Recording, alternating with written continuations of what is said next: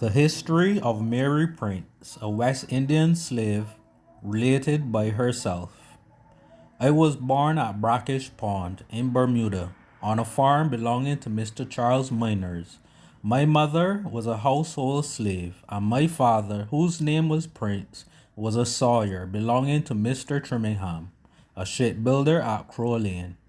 When I was an infant, all Mr. Miners died, and there was a division of the slaves and other property among the family. I was bought along with my mother by old Captain Darrell and given to his grandchild, little Miss Betsy Williams. Captain Williams, Mr.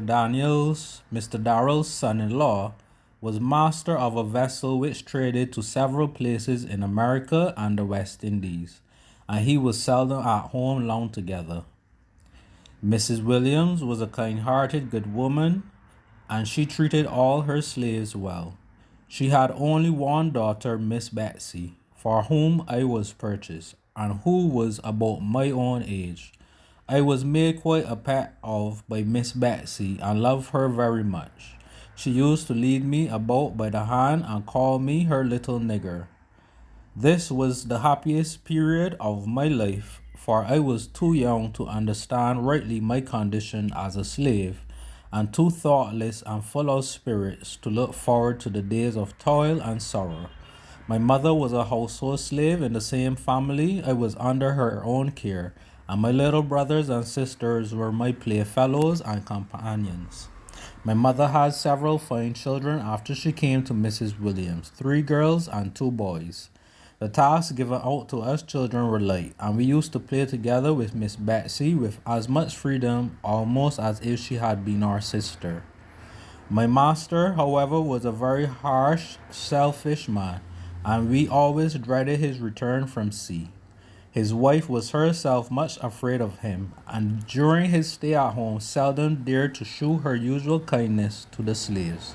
He often left her in the most distressed circumstances to reside in other female society, at some place in the West Indies of which I have forgot the name. My poor mistress bore his ill treatment with great patience, and all her slaves loved and pitied her. I was truly attached to her, and next to my own mother, loved her better than any creature in the world. My obedience to her commands was cheerfully given. It sprung solely from the affection I felt for her, and not from fear of the power which the white people's law had given her over me. I had scarcely reached my 12th year when my mistress became too poor to keep so many of us at home, and she hired me out to Mrs. Pruden, a lady who lived about 5 miles off in the adjoining parish, in a large house near the sea. I cried bitterly at parting with my dear mistress and Miss Betsy, and when I kissed my mother and brothers and sisters, I thought my young heart would break. It pained me so, but there was no help. I was forced to go. Good Mrs. Williams comforted me by saying that I should still be near the home I was about to quit. I might come over and see her and my kindred whenever I could obtain leave of absence from Mrs. Pruden. A few hours after this, I was taken to a strange house and found myself among strange people. This separation seemed a sore trial to me then, but oh, 'twas light to the trials I have since endured. 'Twas nothing to be mentioned with them, but I was a child then, and it was according to my strength. I knew that Mrs. Williams could no longer maintain me, that she was fain to part with me for my food and clothing, and I tried to submit myself to the change. My new mistress was a passionate woman, but yet she did not treat me very unkindly. I do not remember her striking me but once, and that was for going to see Mrs. Williams when I heard she was sick and staying longer than she had given me leave to do. All my employment at this time was nursing a sweet baby, little Mr. Daniel, and I grew so fond of my nursling that it was my greatest delight to walk out with him by the seashore, accompanied by his brother and sister, Miss Fanny and Master James. Dear Miss Fanny, she was a sweet, kind young lady, and so fond of me that she wished me to learn all that she knew herself, And her method of teaching me was as follows. Directly as she had said her lessons to her grandmama, she used to come running to me and make me repeat them one by one after her. And in a few months, I was able not only to say my letters, but to spell many small words. But this happy state was not to last long. Those days were too pleasant to last. My heart always softens when I think of them. At this time, Mrs. Williams died. I was told suddenly of her death, and my grief was so great that, forgetting I had the baby in my arms, I ran away directly to my poor mistress' house, but reached it only in time to see the corpse carried out. Oh, that was a day of sorrow, a heavy day. All the slaves cried, my mother cried and lamented her sore. And I, foolish creature, vainly entreated them to bring my dear mistress back to life. I knew nothing rightly about death then, and it seemed a hard thing to bear. When I thought about my mistress, I felt as if the world was all gone wrong, and for many days and weeks I could think of nothing else. I returned to Mrs. Prudence, but my sorrow was too great to be comforted, for my own dear mistress was always in my mind, whether in the house or abroad. My thoughts were always talking to me about her. I stayed at Mrs. Prudence about 3 months after this. I was then sent back to Mr. Williams to be sold. Oh, that was a sad, sad time. I recollect the day well. Mrs. Prudence came to me and said, Mary, you will have to go home directly. Your master is going to be married and he means to sell you and two of your sisters to raise money for the wedding. Hearing this, I burst out a crying. Though I was then far from being sensible of the full weight of my misfortune or of the misery that waited for me. Besides, I did not like to leave Mrs. Prudence and the dear baby who had grown very fond of me. For some time I could scarcely believe that Mrs. Prudence was in earnest till I received orders for my immediate return. Dear Miss Fanny, how she cried at parting with me, whilst I kissed and hugged the baby, thinking I should never see him again. I left Mrs. Prudence and walked home with a heart full of sorrow. The idea of being sold away from my mother and Miss Betsy was so frightful that I dare not trust myself to think about it. We had been bought of Mr. Miners, as I have mentioned, by Mrs. Betsy's grandfather and given to her, so that we were by right her property, and I never thought we should be separated or sold away from her. When I reached the house, I went in directly to Miss Betsy. I found her in great distress, and she cried out as soon as she saw me. Oh, Mary, my father is going to sell you all to raise money to marry that wicked woman. You are my slaves, and he has no right to sell you, but it is all to please her. She then told me that my mother was living with her father's sister at a house close by, and I went there to see her. It was a sorrowful meeting, and we lamented with a great and sore crying our unfortunate situation. Her Here comes one of my poor piccaninnies, she said, the moment I came in. One of the poor slave brood who are to be sold tomorrow. Oh dear, I cannot bear to think of that day. It is too much. It recalls the great grief that filled my heart and the woeful thoughts that passed to and fro through my mind, whilst listening to the pitiful words of my poor mother weeping for the loss of her children. I wish I could find words to tell you all then, to tell all I then felt and suffered. The great God above alone knows the thoughts of the poor slave's heart, and the bitter pains which follow such separations as these. All that we love taken away from us, oh, it is sad, sad, and sore to be borne. I got no sleep that night for thinking of the morrow, and dear Miss Betsy was scarcely less distressed. She could not bear to part with her old playmates, and she cried sore and would not be pacified. The black morning at length came. It came too soon for my poor mother and us. While she was putting on us the new Osnaburgs in which we were to be sold, she said in a sorrowful voice, I shall never forget it. See, I am shrouding my poor children. What a task for a mother. She then called Miss Betsy to take leave of us. I am going to carry my little chickens to market. These were her very words. Take your last lot of them. Maybe you will see them no more. Oh, my poor slaves, my own slaves, said dear Miss Betsy. You belong to me, and it grieves my heart to part with you. Miss Betsy kissed us all, and when she left us, my mother called the rest of the slaves to bid us goodbye. One of them, a woman named Moll, came with her infant in her arms. I, said my mother, seeing her turn away and look at her child with the tears in her eyes. Your turn will come next. The slaves could say nothing to comfort us. They could only weep and lament us. When I left my dear little brothers and the house in which I had been brought up, I thought my heart would burst. Our mother, weeping as she went, called me away with the children Hannah and Dinah, and we took the road that led to Humble Town, which we reached about 4 o'clock in the afternoon.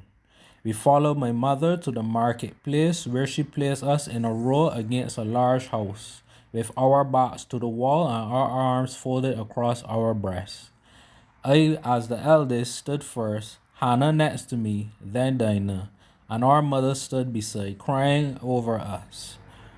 My heart throbbed with grief and terror so violently that I pressed my hands quite tightly across my breast, but I could not keep it still, and it continued to leap as though it would burst out of my body. But who cared for that? Did one of the many bystanders who were looking at us so carelessly think of the pain that wrung the heart of the Negro woman and her young ones? No, no. They were not all bad, I dare say. But slavery hardens white people's hearts towards the blacks, and many of them were not slow to make their remarks upon us aloud, without regard to our grief, though their light words fell like cayenne on the fresh wounds of our hearts. Oh, those white people have small hearts, who can only feel for themselves. At length, the vendue master, who was to offer us for sale like sheep or cattle, arrived, and asked my mother which was the eldest. She said nothing, but pointed to me. He took me by the hand and led me out into the middle of the street, and turned me slowly round, exposed me to the view of those who attended the vendue. I was soon surrounded by strange men, who examined and handled me in the same manner that a butcher would a calf or a lamb he was about to purchase, and who talked about my shape and size in light words, as if I could no more understand their meaning than the dumb beasts. I was then put up to sale. The bidding commenced at a few pounds and gradually rose to 57, when I was knocked down to the highest bidder. The people who stood by said that I had fetched a great sum for so young a slave. I then saw my sisters led forth and sold to different owners, so that we had not the sad satisfaction of being partners in bondage. When the sale was over, my mother hugged and kissed us and mourned over us, begging of us to keep a good heart and do our duty to our new masters. It was a sad parting. One went one way, one another, and our poor mammy went home with nothing. My new master was a Captain I, who lived at Spanish Point. After parting with my mother and sisters, I followed him to his store, and he gave me into the charge of his son, a lad about my own age, Master Benji, who took me to my new home. I did not know where I was going or what my new master would do with me. My heart was quite broken with grief, and my thoughts went back continually to those from whom I had been so suddenly parted. Oh, my mother, I kept saying to myself. Oh, my mommy and my sisters and my brothers, shall I never see you again? Oh, the trials, the trials. They made the salt water come into my eyes when I think of the days in which I was afflicted. The times that are gone, when I mourned and grieved with a young heart for those whom I loved. It was night when I reached my new home. The house was large and built at the bottom of a very high hill, but I could not see much of it that night. I saw too much of it afterwards. The stones and the timbers were the best things in it. They were not so hard as the hearts of the owners. Before I entered the house, two slave women hired from another owner who were at work in the yard spoke to me and said who I belonged to. I replied, I am come to live here. Poor child, they both said. You must keep a good heart if you are to live here. When I went in, I stood up crying in a corner. Mrs. I came and took off my hat, a little black silk hat Mrs. Pruden made for me, and said in a rough voice, You are not come here to stand up in corners and cry. You are come here to work. She then put a child into my arms, and tired as I was forced instantly to take up my old occupation of a nurse. I could not bear to look at my mistress. Her countenance was so stern. She was a stout, tall woman with a very dark complexion, and her brows were always drawn together into a frown. I thought of the words of the two slave women when I saw Mrs. I, and heard the harsh sound of her voice. The person I took the most notice of that night was a French black called Hetty, whom my master took in privateering from another vessel and made his slave. She was the most active woman I ever saw, and she was tasked to her utmost. A few minutes after my arrival, she came in from milking the cows and put the sweet potatoes on for supper. She then fetched home the sheep and penned them in the fold, drove home the cattle and stayed them about the pond side, fed and rubbed down my master's horse and gave the hog and cow feed their suppers, prepared the beds and undressed the children and laid them to sleep. I liked to look at her and watch all her doings, for hers was the only friendly face I had yet seen, and I felt glad that she was there. She gave me my supper of potatoes and milk, and a blanket to sleep upon, which she spread for me in the passage before the door of Mrs. I's chambers. I got a sad fright that night. I was just going to sleep, when I heard a noise in my mistress' room, and she presently called out to inquire if some work was finished that she had ordered Hetty to do. No, ma'am, not yet, was Hetty's answer from below. On hearing this, my master started up from his bed, and just as he was in his shirt, ran downstairs with a long cow skin in his hand. I heard immediately after the cracking of the thong, and the house rang out to the shrieks of poor Hetty, who kept crying out, Oh, massa dead, massa, have mercy upon me, don't kill me outright. This was a sad beginning for me. I sat up upon my blanket, trembling with terror like a frightened hound, and thinking that my turn would come next. At length the house became still, and I forgot for a little while all my sorrows by falling fast asleep. Next morning, my mistress set about instructing me in my tasks. She taught me to do all sorts of household work, to wash and bake, pick cotton and wool, and wash floors and cook. And she taught me how can I ever forget it, more things than these. She caused me to know the exact difference between the smart of the rope, the cart whip, and the cowskin when applied to my naked body by her own cruel hand, and there was scarcely any punishment more dreadful than the blows received on my face and head from her hard, heavy fists. She was a fearful woman and a savage mistress to her slaves. There were two little slave boys in the house, on whom she vented her bad temper in a special manner. One of these children was a mulatto called Cyrus, who had been bought while an infant in his mother's arms. The other, Jack, was an African from the coast of Guinea, whom a sailor had given or sold to my master.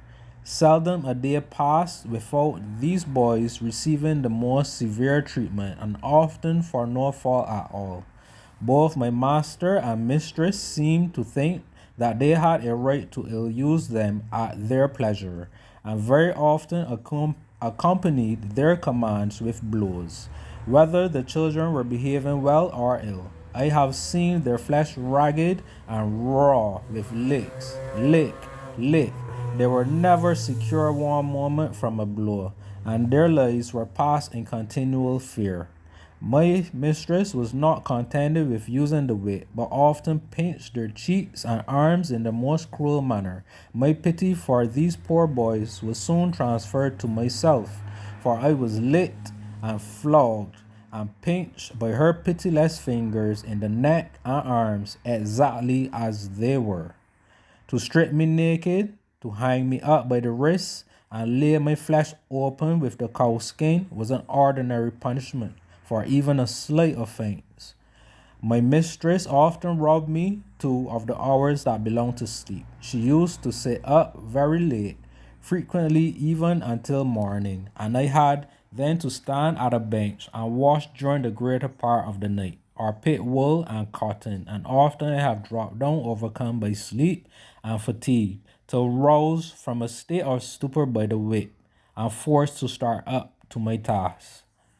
Poor Hetty, my fellow slave, was very kind to me, and I used to call her my aunt, but she led a most miserable life, and her death was hastened. At least the slaves all believed and said so. By the dreadful chastisement she received from my master during her pregnancy, it happened as follows. One of the cows had dragged the rope away from the stake to which Hetty had fastened it and got loose.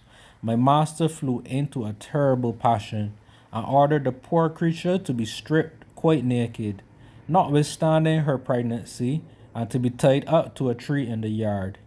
He then flogged her as hard as he could lick, both with the whip and cowskin, till she was all over streaming with blood.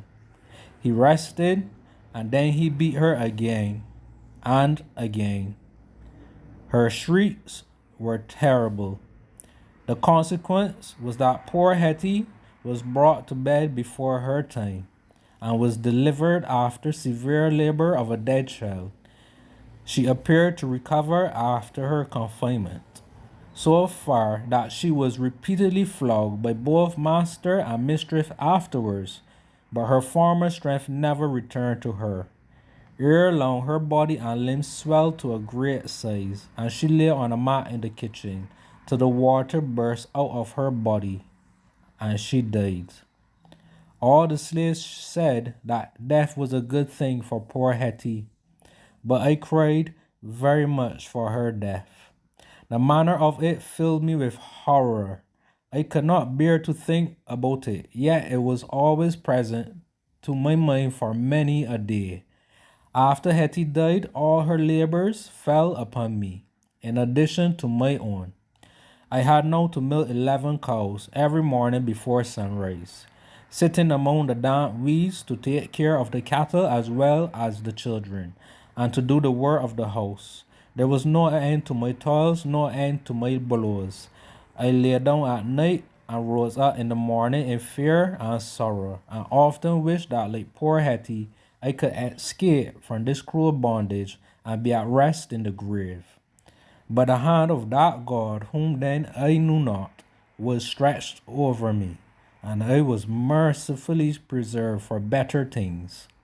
It was then, however, my heavy lot to weep, weep, and that for years, to pass from one misery to another, and from one cruel master to a worse.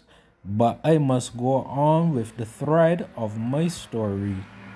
One day, a heavy squall of wind and rain came on suddenly, and my mistress sent me round the corner of the house to empty a large earthen jar. The jar was already cracked with an old deep crack that divided it in the middle, and in turning it upside down to empty it, it parted in my hand. I could not help the accident, but I was dreadfully frightened, looking forward to a severe punishment. I ran crying to my mistress, "Oh, mistress, the jar has come in too. You have broken it, have you?" She replied, "Come directly here to me." I came trembling. She stripped and flogged me long and severely with the cow's skin, as long as she had strength to use the lash, for she did not give over till she was quite tired. When my master came home at night, she told him of my fault, and oh, frightful, how he fell a swearing after abusing me with every ill name he could think of, too bad to speak in England, and giving me several heavy blows with his hand. He said, "I shall come home tomorrow morning at 12, on purpose to give you a round 100. He kept his word. Oh, sad for me. I cannot easily forget it. He tied me up upon a ladder and gave me 100 lashes with his own hand, and Master Benji stood by to count them for him. When he had lit me for some time, he sat down to take breath. Then, after resting, he beat me again and again until he was quite wearied and so hot, for the weather was very sultry. Then he sank back in his chair, almost like to faint. While my mistress went to bring him drink, there was a dreadful earthquake. Part of the roof fell down, and everything in the house went clatter, clatter, clatter. Oh, I thought the end of all things near at hand, and I was so sore with the flogging that I scarcely cared whether I lived or died. The earth was groaning and shaking, everything tumbling about, and my mistress and the slaves were shrieking and crying out, "The earthquake, the earthquake!" It was an awful day for us all. During the confusion, I crawled away on my hands and knees and laid myself down under the steps of the piazza in front of the house. I was in a dreadful state, my body all blood and bruises, and I could not help mourning piteously. The other slaves, when they saw me, shook their heads and said, "Poor child, poor child." I lay there till the morning, careless of what might happen, for life was very weak in me, and I wished more than ever to die.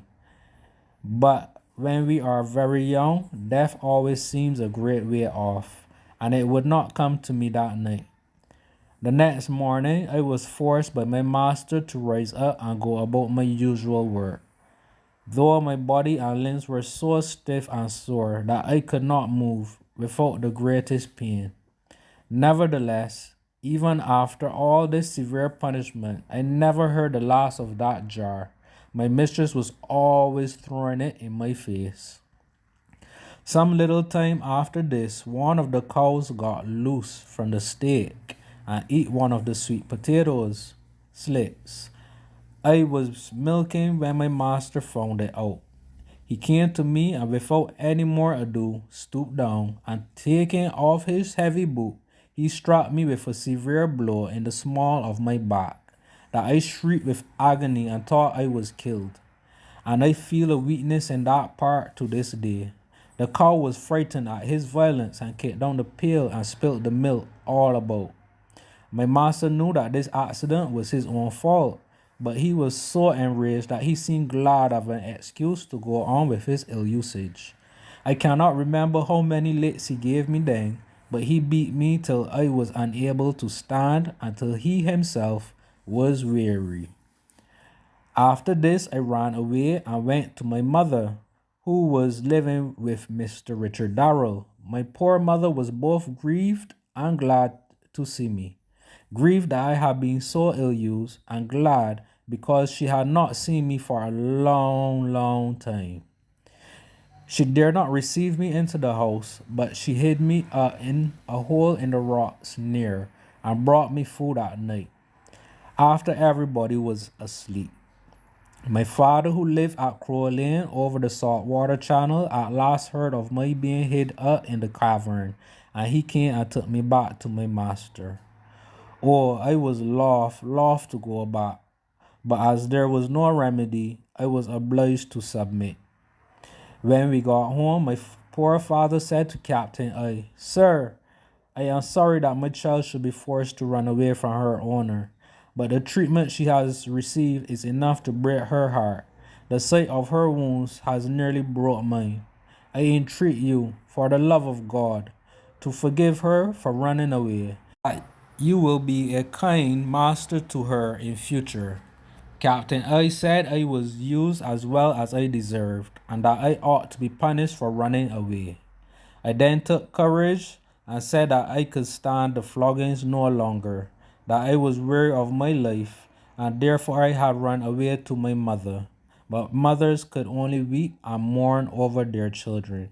They could not save them from cruel masters, from the whip, the rope, and the cowskin. He told me to hold my tongue and to go about my work, or he would find a way to settle me. He did not, however, flog me that day. For 5 years after this, I remained in his house, and almost daily received the same harsh treatment. At length, he put me on board a sloop, and to my great joy sent me away to Turks Island. I was not permitted to see my mother or father or poor sisters and brothers, to say goodbye though going away to a strange land. I might never see them again.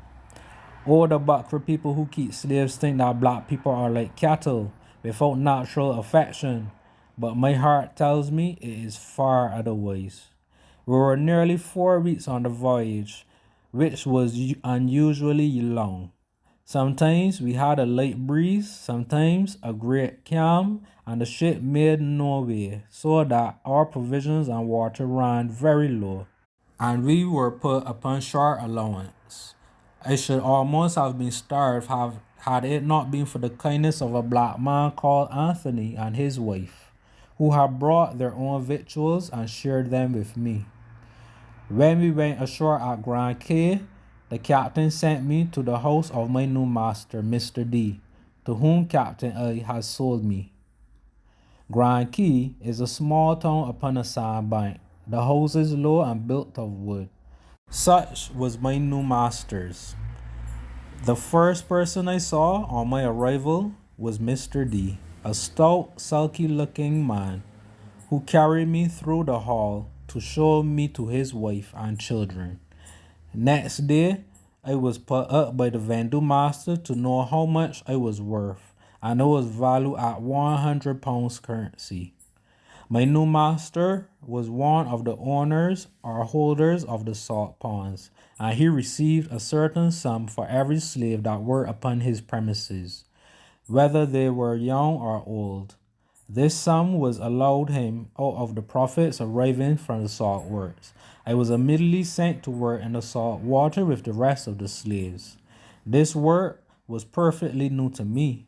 I was given a half barrel and a shovel, and had to stand up to my knees in the water from 4 o'clock in the morning till 9, when we were given some Indian corn boiled in water, which we were obliged to swallow as fast as we could, for fear the rain should come on and melt the salt. We were then called again to our task, and worked through the heat of the day, the sun flaming upon our heads like fire, and raising salt blisters in those parts which were not completely covered. Our feet and legs from standing in the salt water for so many hours soon became full of dreadful boils, which eat down in some cases to the very bone, afflicting the sufferers with great torment. We came home at 12, ate our corn soup, called blawly, as fast as we could, and went back to our employment till dark at night. We then shoveled up the salt in large heaps and went down to the sea, where we washed the pickle from our limbs and cleaned the barrows and shovels from the salt, which we returned to the house. Our master gave us each our allowance of raw Indian corn, which we pounded in a mortar and boiled in water for our suppers. We slept in a long shed, divided into narrow slips, like the stalls used for cattle. Boards fixed upon stakes driven into the ground, without mat or covering, were our only beds. On Sundays, after we had washed the salt buys and done our other work required of us, we went into the bush and cut the long soft grass, of which we made trusses for our legs and feet to rest upon. For they were so full of the salt boils that we could not get no rest lying upon the bare boards. Though we worked from morning to night, there was no satisfying Mr. D. I hoped when I left Captain I that I should have been better off, but I found it was but going from one butcher to another. There was this difference between them. My former master used to beat me while raging and foaming with passion. Mr. D was usually quite calm. He would stand by and give orders for a slave to be cruelly whipped, and assist in the punishment without moving a muscle in his face, walking about and taking snuff with the greatest composure. Nothing could touch his hard heart, neither sighs, nor tears, nor prayers, nor streaming blood. He was deaf to our cries, and careless of our sufferings. Mr. D has often stripped me naked, hung me up by the wrists, and beat me with the cowskin with his own hand, till my body was raw with gashes. Yet there was nothing very remarkable in this, for it might serve as a sample of the common uses of the slaves on that horrible island.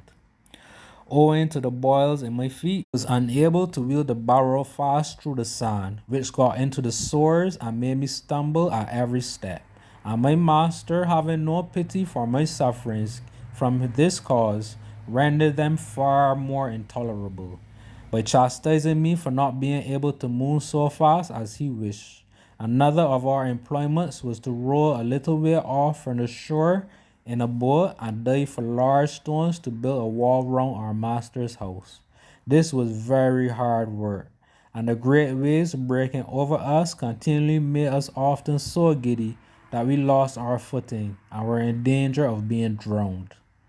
Ah, poor me, my tasks were never ended. Sick or well, it was work, work, work. After the diving season was over, we were sent to the South Creek with large bills to cut up mangoes to burn lime with. Whilst one party of slaves were thus employed, another was sent to the other side of the island to break up coral out of the sea. When we were ill, let our complaint be what it might. The only medicine given to us was a great bowl of hot salt water with salt mixed with it, which made us very sick. If we could not keep up with the rest of the gang of slaves, we were put in the stocks and severely flogged the next morning. Yet not the less our master expected, after we had thus been kept from our rest and our limbs rendered stiff and sore with ill usage, that we should still go through the ordinary tasks of the day all the same. Sometimes we had to work all night, measuring salt to load a vessel, or turning a machine to draw water out of the sea for the salt making. Then we had no sleep, no rest, but were forced to work as fast as we could and go on again all next day, the same as usual. Work, work, work. Oh, that Turks Island was a horrible place. The people in England, I am sure, have never found out what is carried on there. Cruel, horrible place. Mr. D had a slave called old Daniel, whom he used to treat in the most cruel manner. Poor Daniel was lame in the hip and could not keep up with the rest of the slaves, and our master would order him to be stripped and laid down on the ground, and have him beaten with a rod of rough briar till his skin was quite red and raw. He would then call for a bucket of salt and fling upon the raw flesh till the man writhed on the ground like a worm and screamed aloud with agony. This poor man's wounds were never healed, and I have often seen them full of maggots, which increased his torments to an intolerable degree. He was an object of pity and terror to the whole gang of slaves, and in his wretched case we saw each of us our own lot if we should live to be as old. Oh, the horrors of slavery! However, the thought of it pains my heart. But the truth ought to be told of it, and what my eyes have seen, I think it is my duty to relate. For few people in England know what slavery is. I have been a slave. I have felt what a slave feels, and I know what a slave knows. And I would have all the good people in England to know it too, that they may break our chains and set us free. Mr. D had another slave called Ben. He, being very hungry, stole a little rice one night after he came in from work and cooked it for his supper. But his master soon discovered the theft, locked him up all night, and kept him without food till 1 o'clock the next day. He then hung Ben by his hands, him from time to time till the slaves came in at night. We found the poor creature hung up when we came home, with a pool of blood beneath him, and our master still licking him. But this was not the worst. My master's son was in the habit of stealing the rice and rum. Ben had seen him do this and thought he might do the same, and when my master found out that Ben had stolen the rice and swore to punish him, he tried to excuse himself by saying that Master Dickey does the same thing every night. The lad denied it to his father and was so angry with Ben for informing against him that out of revenge he ran and got a bayonet, and whilst the wretch was suspended by his hands and writhing under his wounds, he ran it quite through his foot. I was not by when he did it, but I saw the wound when I came home, and heard Ben tell the manner in which it was done. I must say something more about this cruel son of a cruel father. He had no heart, no fear of God. He had been brought up by a bad father in a bad path, and he delighted to follow in the same steps. There was a little old woman among the slaves called Sarah, who was nearly past work, and Master Dickey being the overseer of the slaves, just then this poor creature, who was subject to several bodily infirmities and was not quite right in her head, did not wield the barrow fast enough to please him. He threw her down on the ground, and after beating her severely, he took her up in his arms and flung her among the prickly pear bushes, which are all covered over with sharp, venomous prickles. By this her naked flesh was so grievously wounded that her body swelled and festered all over, and she died a few days after. In telling my own sorrows, I cannot pass by those of my fellow slaves, for when I think of my own griefs, I remember theirs. I think it was about 10 years I had worked in the salt ponds at Turks Island when my master left off business and retired to a house he had in Bermuda, leaving his son to succeed him in the island.